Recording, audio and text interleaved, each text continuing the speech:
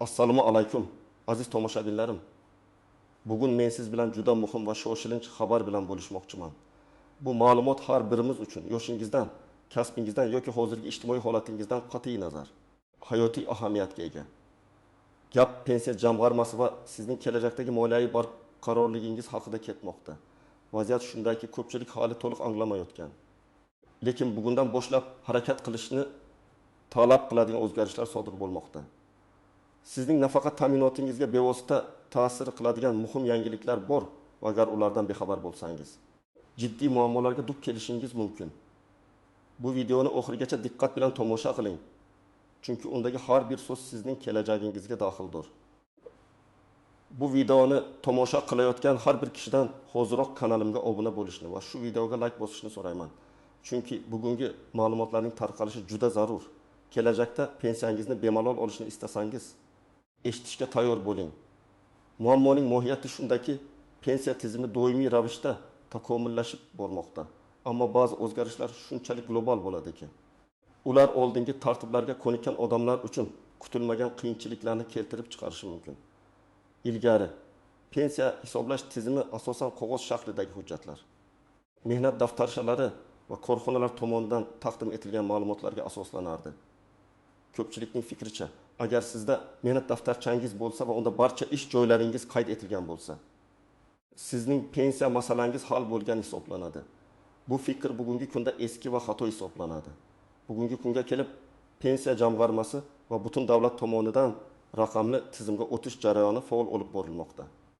Bu jarayonning asosiy maqsadi barcha ma'lumotlarni elektron shaklga o'tkazish, inson omilini kamaytirish va shaffoflikni ta'minlash. Shu bilan birga, bu o'zgarish ba'zi hollarda eskilikni anglatuvchi qog'oz hujjatlarning ahamiyatini kamaytirmoqda. Hatto ba'zan ularni yetarli bo'lmagan hujjatlar qatoriga kiritmoqda. Bugungi kundagi eng muhim o'zgarish shundaki, sizning mehnat stajingiz va pensiya badallaringiz haqidagi ma'lumotlar faqatgina raqamli tizimda aks etsa tan olinadi. Ya'ni agar sizning mehnat daftarchangizda biror bir davr qayd etilgan bo'lsa-yu, lekin bu ma'lumot pensiya jamg'armasining elektron bazasida mavjud bo'lmasa, o'sha davr stajingizga kiritilmasligi yoki pensiya hisoblashda inobatga olinmasligi mumkin. Bu juda jiddiy oqibatlarga olib kelishi mumkin. Chunki ko'pchilik odamlar o'zlarining mehnat daftarchalariga qattiq ishonadi va boshqa hujjatlar to'g'risida qayg'urmaydi. Endi esa batafsil tahlilga o'tamiz. Ushbu o'zgarishlar kimlarga taalluqli va kimlar xavotirlanishi kerak? Kimlarga esa xavotir olmasa ham bo'ladi. Birinchi navbatda xavotirlanishi kerak bo'lganlar, bir mehnat staji chalkash yoki uzilishlarga ega bo'lganlar. Agar siz bir nechta ish joyida ishlagan bo'lsangiz va ba'zi davrlarda rasmiy bandlik shartnomasi tuzmagan yoki ishlagan joyingizda pensiya jamg'armasiga badallar o'tkazmagan bo'lsa, siz diqqat bilan tekshirishingiz kerak. Masalan, kichik korxonalarda, xususiy sektorda norasmiy ishlaganlar yoki chet elda ishlaganlar. 2. Pensionerlik yoshiga yaqinlashayotganlar. Agar siz yaqin 5-10 yil ichida pensiyaga chiqishni rejalashtirgan bo'lsangiz, hoziroq o'z stajingizni tekshirishingiz zarur. Agar ma'lumotlarda nomuvofiqliklar bo'lsa, ularni tuzatish uchun vaqt kerak bo'ladi va bu jarayon bir necha oygacha cho'zilishi mumkin. O'tu, chet elda ishlagan fuqarolar. Chet elda ishlagan davrlarni tasdiqlash har doim ham murakkab bo'lgan. Ammo hozirgi sharoitda bu yanada dolzarb masala. Agar sizning chet eldagi ishingiz davlatlararo shartnomalar asosida rasmiylashtirilmagan bo'lsa yoki pensiya jamg'armasiga hech qanday badal to'lanmagan bo'lsa, bu davr sizning umumiy stajingizga kirmasligi mumkin. 4. O'z-o'zini band qilgan shaxslar va tadbirkorlar. Agar siz o'z-o'zini band qilgan shaxs sifatida ro'yxatdan o'tmagan bo'lsangiz yoki tadbirkor sifatida belgilangan minimal badallarni muntazam to'lamagan bo'lsangiz, kelajakda nafaqa olishda muammolar paydo bo'lishi mumkin. Endi esa kimlarga xavotir olmasa ham bo'ladi. Agar siz butun mehnat faoliyatingiz davomida faqat davlat korxonalarida yoki yirik rasmiy tashkilotlarda ishlagan bo'lsangiz, sizning mehnat stajingiz elektron tizimda to'liq aks etgan bo'lishi ehtimoli yuqori. Shuningdek, agar siz allaqachon pensiya oluvchi bo'lsangiz va pensiyangiz tartib to'lab kelinayotgan bo'lsa, hozircha siz uchun jiddiy o'zgarishlar yo'q. Biroq profilaktika uchun har bir kishi o'z ma'lumotlarini bir marta tekshirishi foydadan xoli emas. Keling, bir necha real hayotiy misollarni ko'rib chiqaylik. Bu misollar sizga vaziyatni yanada aniqroq tushunishga yordam beradi. Birinchi misol, Olimjon aka 28 yoshda. Uning pensiyaga chiqishiga 2 yil qolgan. U 1990 yildan 2005 yilgacha katta zavodda ishlagan, ya'ni 25 yil. Bu davr uning mehnat daftarchasida to'liq yozilgan va uning maoshidan har oyda pensiya jamg'armasiga badallar o'tkazilgan. Bu ma'lumotlar hozirgi elektron tizimda ham mavjud. Lekin 2005 yildan 2020 yilgacha, ya'ni 25 yil davomida Olimjon aka xususiy korxonada, kichik ustaxonada usta bo'lib ishlagan. Bu ustaxona rasmiy ro'yxatdan o'tgan, lekin ko'pincha ishlarga konvertda maosh berilgan. Ya'ni ularning ish haqi rasmiy hisobga olinmagan va pensiya jamg'armasiga badallar o'tkazilmagan. Olimjon aka bu davrni faqatgina ustaxonadan berilgan ish joyida ma'lumotnoma bilan tasdiqlay oladi. Lekin unda na badallar to'langanligi ko'rsatilgan, na rasmiy shartnoma raqami bor. Oldinlari agar Olimjon aka guvohlarni topib, sud orqali o'z stajini tasdiqlay olganda, bu davr ham stajga qo'shilishi mumkin edi. Ammo pensiya miqdori pastroq hisoblanardi. Hozirgi raqamli tizimga ko'ra, agar pensiya jamg'armasining elektron bazasida 2005-2020 yillar davriga oid badallar mavjud bo'lmasa, bu 15 yillik staj umuman inobatga olinmaydi. Olimjon aka 30 yillik staj bilan chiqish o'rniga faqat 25 yillik staj bilan pensiyaga chiqadi. Bu uning pensiya miqdorini sezilarli darajada taxminan bir tim ehtimoliyatga kamaytiradi. Aytaylik, 30 yillik staj bilan u oyiga 2 million so'm pensiya olgan bo'lardi. Endi esa 25 yillik staj bilan 20 million 200 ming so'm atrofida pensiya olishi mumkin. Bu har oyda 800 ming so'm yo'qotish degani. Olimjon aka bu vaziyatda juda katta moliyaviy zararga uchraydi. Ikkinchi misol, Dilnoza opaning vaziyati biroz boshqacharoq. U 45 yoshda. 2000 yildan 2010 yilgacha O'zbekistonda kasalxonada hamshira bo'lib ishlagan, ya'ni 10 yil. Bu davr to'liq rasmiy va elektron bazada mavjud. Keyin u turmush o'rtog'i bilan Rossiyaga ishlash uchun ketgan va u yerda 2010 yildan 2022 yilgacha, ya'ni 22 yil davomida savdo sohasida ishlagan. Rossiyadagi ishi davrida u rasmiy shartnoma asosida ishlagan va uning ish haqidan Rossiya pensiya jamg'armasiga badallar o'tkazilgan. Hozirda O'zbekistonga qaytgan Dilnoza opa o'z stajini umumlashtirishni xohlaydi.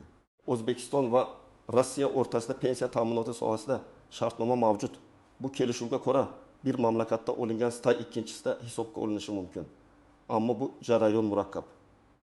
Dilnoza opaning Rossiyadagi 12 yillik stajini tasdiqlash uchun unga Rossiya pensiya fondidan ma'lumotnoma kerak bo'ladi. Unda ish staji va to'langan badallar aniq ko'rsatilgan bo'lishi lozim. Agar u bu hujjatni ola olmasa yoki hujjatda badallar haqida aniq ma'lumot bo'lmasa, uning 12 yillik xorijdagi mehnat staji inobatga olinmay qolishi mumkin. Chunki O'zbekistonda asosan pensiya jamg'armasiga o'tkazilgan badallar asosiy hisoblanadi. Agar Rossiyadagi shartnomada badallar to'langanligi haqida ma'lumot bo'lsa ham, bu ma'lumotlar O'zbekiston tizimiga integratsiya qilinishi yoki maxsus tartibda tasdiqlanishi kerak. Bu esa ko'p hujjatbozlik va vaqt talab qiladi.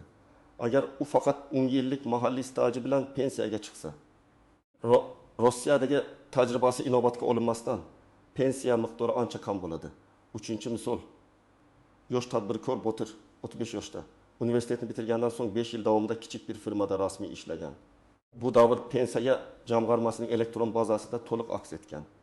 Keyin Botir o'z biznesini boshladi va 2 yil davomida yakka tartibdagi tadbirkor sifatida ishladi. Ammo u bir necha yil davomida pensiya jamg'armasiga minimal badallarni ba'zan o'z vaqtida to'lamagan, ba'zan esa umuman to'lamay qo'ygan. Uning fikricha u hali yosh va pensiyaga juda uzoq. Shuning uchun bu badallar unchalik muhim emasdek tuyulgan.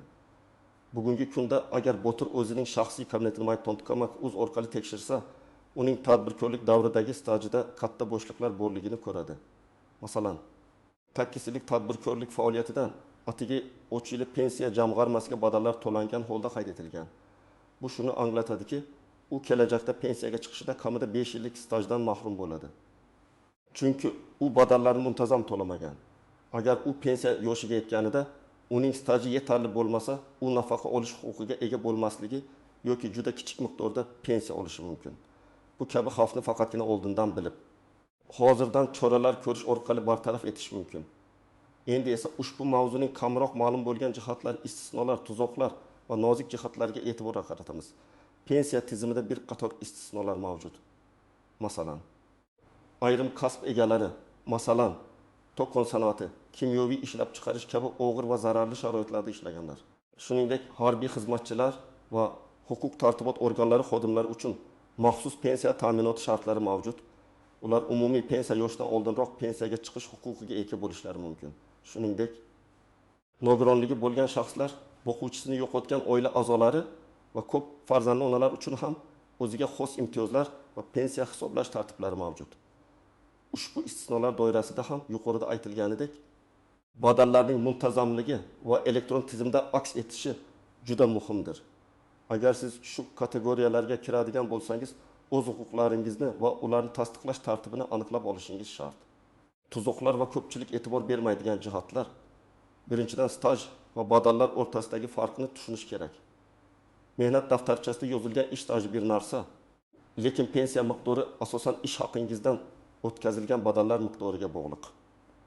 Ya'ni agar siz yuqori lavozimda ishlagan bo'lsangiz, lekin hujjatlarda ish haqingiz minimum ko'rsatilgan bo'lsa, bu sizning kelajakdagi pensiya miqdoriga salbiy ta'sir qiladi. Ko'pchilikning tushunchasida agar mehnat daftarchasida biror joyda ishlaganligi qayd etilgan bo'lsa, bu to'liq staj hisoblanadi. Aslida har bir yil uchun to'langan badallar miqdori va ularning elektron tizimda mavjudligi katta ahamiyatga ega. Ikkinchidan, ayrim davrlar, masalan, bola parvarishi ta'tilida bo'lish davri yoki oliy ta'lim muassasasida o'qish davri. Ba'zi shartlar bajarilganda stajga hisoblanishi mumkin. Lekin ularning ham elektron tizimda qayd etilishi yoki tegishli hujjatlar bilan tasdiqlanishi talab etiladi. Ko'pincha ayollar bola parvarishi ta'tilini stajga kirishini bilib, hujjatlarni rasmiylashtirishga e'tiborsiz qaraydilar. Ammo tug'ilganlik haqidagi guvohnoma, mahalla ma'lumotnomasi kabi hujjatlar pensiya jamg'armasiga taqdim etilishi kerak. Uchinchidan, ayrim hollarda siz o'zingiz yetishmayotgan staj uchun qo'shimcha badal to'lash orqali stajni sotib olishingiz mumkin. Bu ayniqsa tadbirkorlar va o'z-o'zini band qilgan shaxslar uchun dolzarb. Agar sizning stajingizda bo'shliqlar bo'lsa, siz o'sha davrlar uchun belgilangan miqdorda badallar to'lab, o'zingizning pensiya stajingizni to'ldirishingiz mumkin. Bu imkoniyat haqida ko'pchilik bilmaydi va uni o'z vaqtida ishlatmaydi. Ushbu mexanizm sizga kelajakdagi pensiya miqdorini oshirishga va hatto pensiya olish huquqiga ega bo'lishga yordam beradi. Ammo bu ham shunchaki badal to'lash bilan hal bo'lmaydi. Tegishli ariza va hujjatlar talab qilinadi. To'rtinchidan, raqamli platformalar, ayniqsa my.gov.uz portali sizning pensiya ma'lumotlaringizni tekshirish uchun asosiy vositadir. Bu yerda siz o'zingizning mehnat faoliyatingiz, pensiya jamg'armasiga o'tkazilgan badallar, shuningdek shaxsiy pensiya hisobingiz holati haqidagi ma'lumotlarni ko'rishingiz mumkin. Bu ma'lumotlarni muntazam tekshirib turish har bir fuqaroning zimmasidagi muhim vazifa hisoblanadi. Ko'pchilik bu platformaning imkoniyatlaridan hali to'liq foydalanmaydi. Endi esa eng muhim qismiga amaliy maslahatlarga o'tamiz. Siz nima qilishingiz kerak? Qadam-qadam ko'rsatmalar. Birinchi qadam, o'z elektron mehnat daftaringizni va pensiya hisobingizni tekshiring. Qayerdan tekshirasiz? Buning eng qulay yo'li my.gov. O'z yagona interaktiv davlat xizmatlari portaliga kirishdir. U yerda mehnat stajingiz va pensiya hisobingiz haqida ma'lumot olish xizmati mavjud. Siz JSHIR jismoniy shaxsning shaxsiy identifikatsiya raqami orqali yoki ID karta yordamida kirib, o'z ma'lumotlaringizni tekshirishingiz mumkin. Agar sizda my.gov.uz orqali kirish imkoniyati bo'lmasa, Xalq banki filiallariga yoki hududiy pensiya jamg'armasi bo'limlariga shaxsan murojaat qilib, o'zingizning mehnat stajingiz va badallar to'g'risidagi ma'lumotnomani olishingiz mumkin. Ikkinchi qadam, nomuvofiqliklar va bo'shliqlarni aniqlang. Tekshirish jarayonida nimaga e'tibor berish kerak? 1. Mehnat davrlarining to'liqligi. Siz ishlagan barcha davrlar elektron bazada qayd etilganmi? Agar biror davr tushib qolgan bo'lsa, uni belgilab oling. 2. Badallarning muntazamligi. Har oy uchun pensiya jamg'armasiga badallar o'tkazilganmi? Ayniqsa, xususiy korxonalarda ishlaganlar yoki tadbirkorlar uchun bu juda muhim. 3. Ish haqi miqdori. Pensiya hisoblashda eng yuqori daromadlar inobatga olinadi. Sizning ma'lumotlaringizdagi ish haqi siz olgan haqiqiy maoshga mos keladimi? 4. Chet eldagi staj. Agar siz chet elda ishlagan bo'lsangiz, bu davr qanday aks ettirilgan? Mavjud davlatlararo shartnomalar asosida hisobga olinganmi? 3-qadam, zarur hujjatlarni to'plang. Agar nomuvofiqliklar aniqlansa, ularni tasdiqlash uchun quyidagi hujjatlar kerak bo'lishi mumkin. Mehnat daftarchangizning asl nusxasi va nusxasi. 2 ish joylaridan berilgan ma'lumotnomalar ishlagan davri, lavozimi, ish haqi ko'rsatilgan holda. 3 mehnat shartnomalari agar mavjud bo'lsa.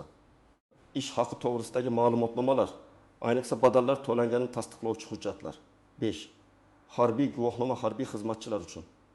6 oliy o'quv yurtini bitirganlik to'g'risidagi diplom. O'qish davrini tasdiqlash uchun. 7 tug'ilganlik haqidagi guvohnomalar.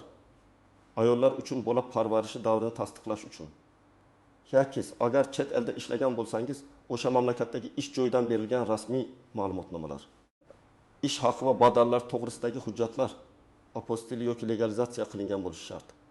Tug'uni sud qarorlari agar staj sud orqali tasdiqlangan bo'lsa. O'z-o'zini band qilgan shaxs sifatida to'langan badallar to'g'risidagi kvitansiyalar yoki bank ko'chirmalari. 4-qadam. Qayerga murojaat qilish kerak? Barcha hujjatlarni to'plaganingizdan so'ng siz hududiy pensiya jamg'armasi bo'limiga murojaat qilishingiz kerak. Qanday murojaat qilish kerak? 1. Shaxsan barcha hujjatlaringiz bilan pensiya jamg'armasi bo'limiga boring. U yerda mutaxassislar sizning vaziyatingizni ko'rib chiqadilar va qanday hujjatlar yetishmayotgani yoki qanday harakatlar qilish kerakligini tushuntiradilar. 2. MyBot.uz orqali.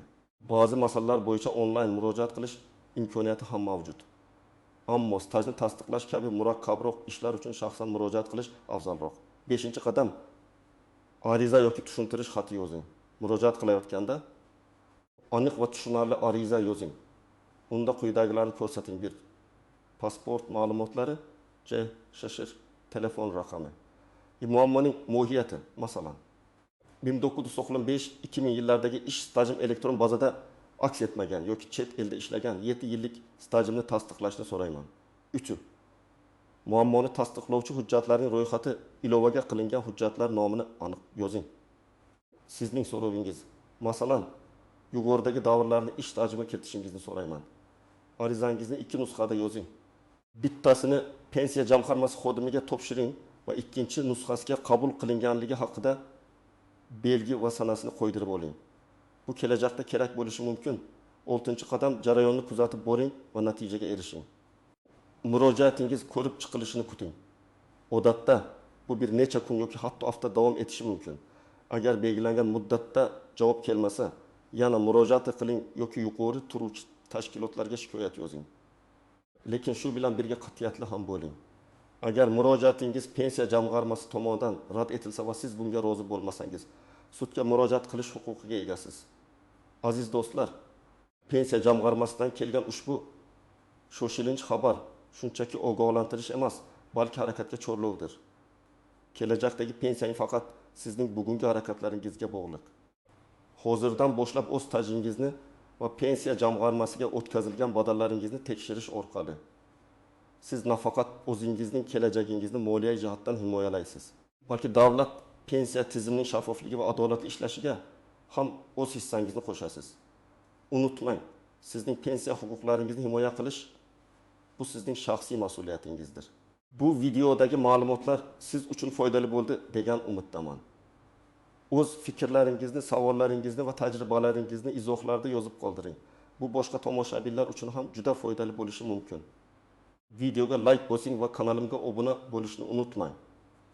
Bu menga siz uchun yanada foydali kontent yaratishga motivatsiya beradi. E'tiboringiz uchun rahmat.